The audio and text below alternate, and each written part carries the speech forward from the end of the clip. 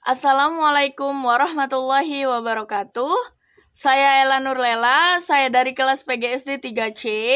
Saya mahasiswa STK IPN Indramayu, program studi pendidikan guru sekolah dasar.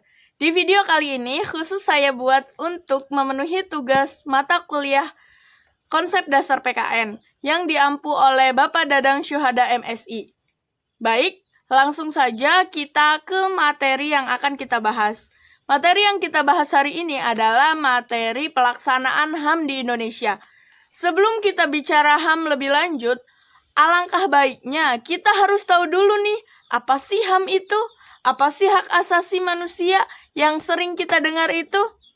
Jadi, teman-teman, hak asasi manusia adalah hak yang melekat pada diri manusia sebagai anugerah Tuhan yang wajib dihormati, dijunjung tinggi, dan dilindungi oleh negara, hukum, dan semua orang.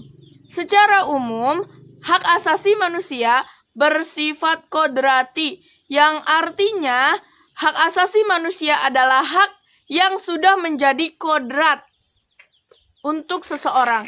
Jadi, hak asasi manusia ini hak yang melekat dan sudah dijadikan kodrat untuk manusia. Selain itu juga, hak asasi manusia bersifat universal, yang artinya hak asasi manusia secara umum berlaku di seluruh dunia dengan tetap menghormati adat istiadat dan budaya dari negara tersebut. Jadi, hak asasi manusia ini tidak hanya berlaku di Indonesia, tapi juga berlaku di seluruh dunia.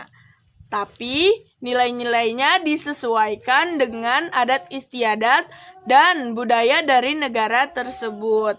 Selanjutnya, HAM juga bersifat langgeng.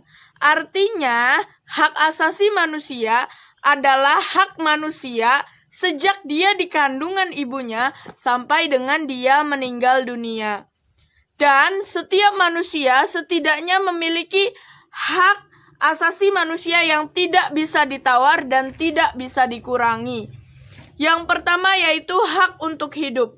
Yang kedua, hak untuk tidak disiksa. Hak untuk hidup dan hak untuk tidak disiksa ini melekat pada setiap diri orang atau diri manusia tersebut. Yang ketiga, ada hak kemerdekaan pikiran dan hati nurani. Yang keempat, ada hak beragama. Artinya setiap orang itu memiliki kebebasan untuk memilih keyakinannya atau memilih agamanya. Yang kelima, ada hak untuk tidak diperbudak. Terus yang keenam, ada hak untuk diakui sebagai pribadi di mata hukum. Yang ketujuh atau hak untuk tidak dituntut atas dasar hukum yang berlaku surut. Jadi, hak-hak yang Ella sebutkan tadi adalah hak-hak yang tidak bisa ditawar sedikit pun atau tidak bisa dikurangi oleh siapapun. Selanjutnya adalah pelaksanaan hak asasi manusia di Indonesia. Indonesia merupakan negara kepulauan berbasis hukum. Segala sesuatu bidang kehidupan di Indonesia diatur oleh badan hukum. Dalam hal hak asasi manusia, negara memiliki peranan sebagai tokoh utama dalam penegakan hukum. Maksudnya, negara memiliki tanggung jawab untuk menegakkan, melindungi, memenuhi, menghormati, serta memajukan hak asasi manusia warganya. Walaupun demikian, faktanya pelaksanaan HAM di Indonesia masih jauh dari kata ideal. Bahkan sampai hari ini pun masih jauh dari kata sempurna. Tujuan utama pelaksanaan HAM adalah keadilan sosial bagi seluruh rakyat Indonesia. Namun, kenyataannya sampai hari ini kita masih sering mendengar